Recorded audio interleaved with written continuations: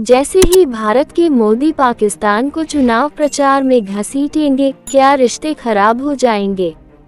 2019 के विपरीत पाकिस्तान भारत की चुनावी बयानबाजी से काफी हद तक अनुपस्थित था। अब ये बदल गया है 3 शब्दों वाले सोशल मीडिया पोस्ट के बाद। पड़ोसियों के लिए आगे क्या है। इस्लामाबाद, पाकिस्तान के पूर्व सूचना मंत्री फवाद चौधरी का कहना है कि उन्हें इस बात का एहसास नहीं था कि 1 मई को सोशल मीडिया प्लेटफॉर्म। उन्होंने भारतीय विपक्षी कांग्रेस पार्टी के नेता राहुल गांधी की एक वीडियो क्लिप को रिपोस्ट करते हुए लिखा, राहुल ऑन फायर, जिसमें उन्हें प्रधानमंत्री नरेंद्र मोदी की सत्तारूढ़ भारतीय जनता पार्टी भाजपा की आलोचना करते देखा जा सकता है। चौधरी की पोस्ट, जो भारत की व्यापक चुनाव प्रक्रिया के बीच आई थी, जो अप्रैल में शुरू होकर जून में समाप्त होने वाले 7 अलग-अलग मतदान दिनों तक फैली हुई थी, तुरंत वायरल हो गई, जिसे 1.8 मिलियन से अधिक बार देखा गया। इसे 1800 बार रीट्वीट किया गया और 1500 से अधिक जवाब मिले। प्रतिक्रिया देने वालों में भाजपा की सूचना प्रौद्योगिकी शाखा के प्रमुख अमित मालवीय भी शामिल थे, जो पार्टी की विशाल सोशल मीडिया मशीनरी की देखरेख करते हैं। मालवीय ने चौधरी पर कांग्रेस नेता गांधी को बढ़ावा देने का आरोप लगाया। क्या कांग्रेस पाकिस्तान में चुनाव लड़ने की योजना बना रही है।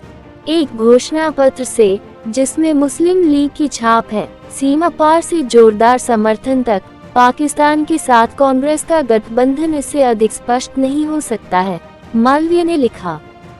मुस्लिम लीग, विभाजन पूर्व भारत की प्रमुख राजनीतिक ताकतों में से एक, उस आंदोलन के पीछे थी जिसके कारण पाकिस्तान का निर्माण हुआ।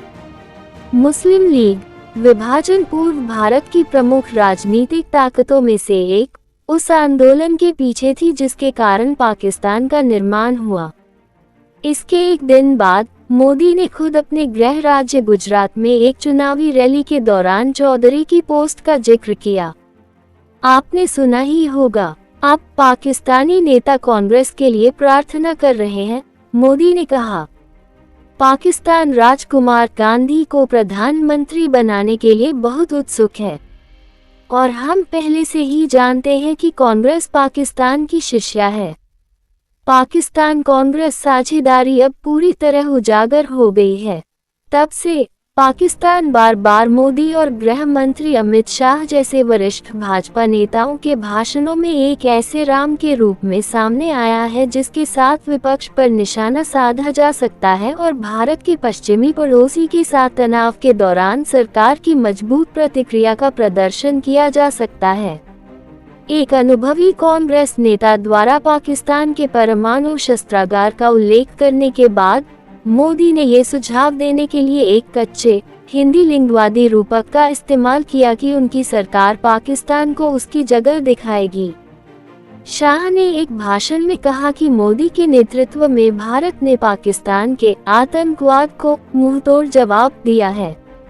मोदी ने कांग्रेस के नेतृत्व वाले विपक्षी भारतीय गठबंधन पर पाकिस्तान के पक्ष में काम करने का आरोप लगाया और पड़ोसी पर आतंकवाद का आरोप लगने पर उसे क्लीन चिट दे दी। पाकिस्तान पर बढ़ा हुआ जोर मई से पहले के चुनाव प्रचार के बिल्कुल विपरीत है, जब पड़ोसियों के बीच संबंध चुनावी विषय के रूप में लगभग अस्तित्वहीन थे। चौधरी, जिनकी पोस्ट से ऐसा प्रतीत होता है कि यह सब शुरू हो गया है, ने कहा कि वह स्तब्ध थे। राजनेता ने अल जजीरा को बताया, मुझे इस तरह की प्रतिक्रिया की उम्मीद नहीं थी, खासकर उनके पीएम मोदी से। पाकिस्तान सरकार ने भी मोदी और शाह की टिप्पणियों पर पलटवार करते हुए इसे पाकिस्तान के प्रति अस्वस्थ और जड़ जमाया हुआ जुनून बताया है।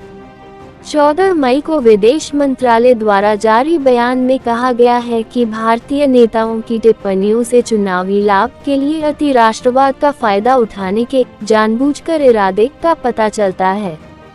भारतीय नेताओं द्वारा प्रदर्शित अहंकार और अंधराष्ट्रवाद एक लापरवाह और अतिवादी मानसिकता को उजागर करता है। यह मानसिकता भारत की रणनीतिक क्षमता के जिम्मेदार प्रबंधक होने की क्षमता पर सवाल उठाती है। फिर भी भारतीय चुनावों में पाकिस्तानी दखल कोई नई बात नहीं है। अतीत में ये कभी कभी एक प्रमुख स्वाद भी बन गया है। राष्ट्रवादी आख्यान। उपमहाद्वीप में ब्रिटिश औपनिवेशिक शासन की समाप्ति के बाद अगस्त 1947 में संप्रभु राज्य बनने के बाद से दोनों पड़ोसियों के बीच तनावपूर्ण संबंध रहे हैं। परमाणु सशस्त्र राष्ट्रों ने 3 बड़े युद्ध लड़े हैं और कश्मीर के हिमालयी क्षेत्र में एक विवादास्पद सीमा साझा करते हैं, जिस पर वे दोनों पूर्ण रूप से दावा करते हैं लेकिन केवल कुछ हिस्सों पर शासन करते हैं। मोदी और उनकी भाजपा ने 2019 के चुनाव में लगातार दूसरी बार सत्ता हासिल की, जिसमें पार्टी का अभियान पाकिस्तान पर काफी हद तक केंद्रित था। 14 फरवरी 2019 को एक आत्मघाती हमलावर ने भारत प्रशासित कश्मीर में भारतीय अर्धसैनिक बलों को ले जा रहे वाहनों के एक काफिले पर हमला किया, जिसमें 46 सैनिक मारे गए। पाकिस्तान स्थित सशस्त्र समूह जैश-ए-मोहम्मद ने जिम्मेदारी ली। पाकिस्तान ने हमले की निंदा की और किसी भी तरह की संलिप्तता से इनकार किया, लेकिन भारत लंबे समय से पाकिस्तान पर जैश-ए-मोहम्मद जैसे समूहों को पनाह देने का आरोप लगाता रहा है। कुछ दिनों बाद 26 फरवरी को भारतीय लड़ाकू विमानों ने नियंत्रण रेखा, जम्मू और कश्मीर के कुछ हिस्सों में दोनों देशों के बीच की वास्तविक सीमा को पार कर लिया और उन पर बमबारी की, जिनके बारे में नई दिल्ली ने दावा किया था कि वे भारत को निशाना बनाने की तैयारी कर रहे सशस्त्र लड़ाकों के ठिकाने थे। पाकिस्तान ने एक दिन बाद जवाबी हमला किया, अपने स्वयं के लड़ाकू विमानों को भारत नियंत्रित क्षेत्र में भेजा, एक भारतीय जेट को मार गिराया और पायलट अभिनंदन वर्धमान को गिरफ्तार कर लिया, जिन्हें 2 दिन बाद रिहा कर दिया गया। उस वर्ष भारतीय चुनाव से कुछ हफ्ते पहले परमाणु सशस्त्र राष्ट्र युद्ध के कगार पर थे। इसके बाद पाकिस्तान चुनाव अभियान का अहम हिस्सा बना रहा। कई स्वतंत्र थिंक टैंक और विश्लेषकों ने अपनी जांच के आधार पर यह निष्कर्ष निकाला कि भारतीय जेट विमानों ने पाकिस्तान नियंत्रित क्षेत्र में प्रवेश करते समय किसी भी महत्वपूर्ण लक्ष्य को नहीं मारा। विपक्षी दलों ने मोदी सरकार से मिशन में दावा की गई सफलता के सबूत मांगे। मोदी ने उन सवालों को उल्टा कर दिया और आरोप लगाया कि उन्होंने दिखाया कि कैसे विपक्ष को भारत के सशस्त्र बलों पर भरोसा नहीं था और इसके बजाय उन्होंने पाकिस्तान पर विश्वास किया, जिसने भारतीय हमलों से किसी भी बड़े नुकसान से इनकार किया था।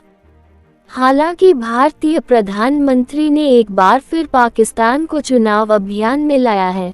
लंदन के किंग्स कॉलेज में अंतर्राष्ट्रीय संबंधों के वरिष्ठ व्याख्याता वाल्टर लाडविग ने कहा कि 2019 की तुलना में इस्लामाबाद अब नई दिल्ली के लिए एक माध्यमिक चिंता का विषय है।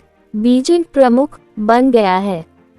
विदेश नीति चुनौती। लाडविग ने पाकिस्तान के उस शहर का जिक्र करते हुए कहा, ये सच है कि 2019 में बालाकोट हमले की घटनाओं का इस्तेमाल अभियान में किया गया था, लेकिन यह एक बहुत ही असामान्य घटना थी।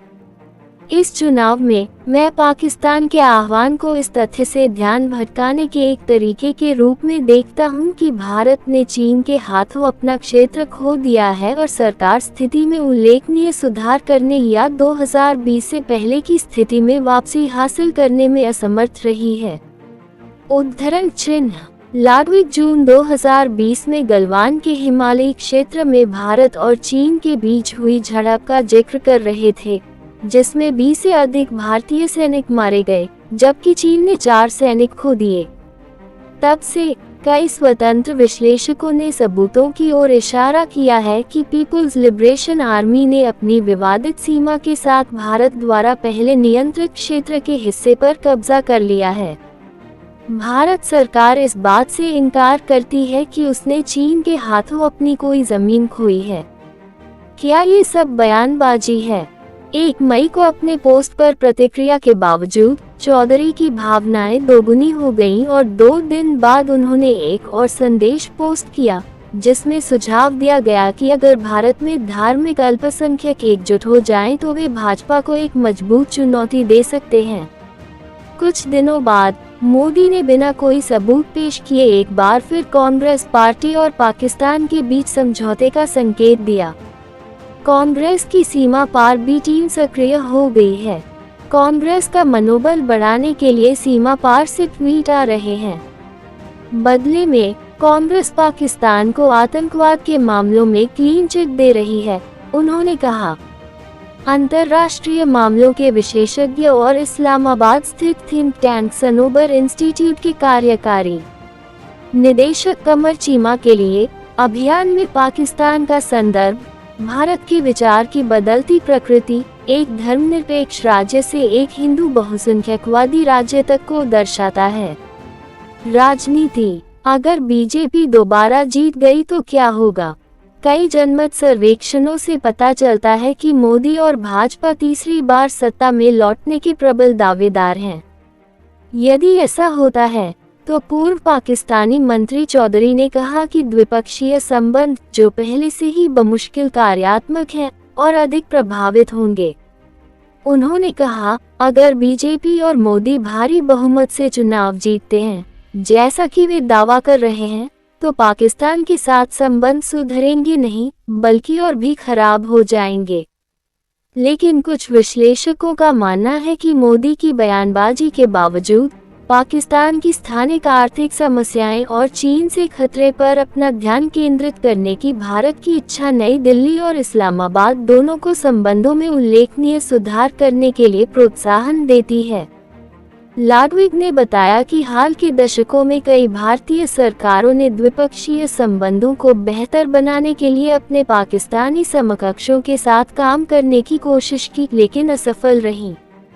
अपने पहले कार्यकाल में मोदी ने भी अचानक पाकिस्तान का दौरा किया, क्योंकि पड़ोसियों ने उन संभावनाओं को खत्म करने के तुरंत बाद भारत प्रशासित कश्मीर में हमले से पहले बातचीत को पुनर्जीवित करने की कोशिश की।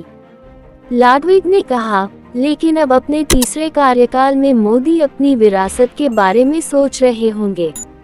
उन्होंने कहा, पाकिस्तान के साथ किसी प्रकार का स्थायी मेल मिलाप उस उद्देश्य को पूरा कर सकता है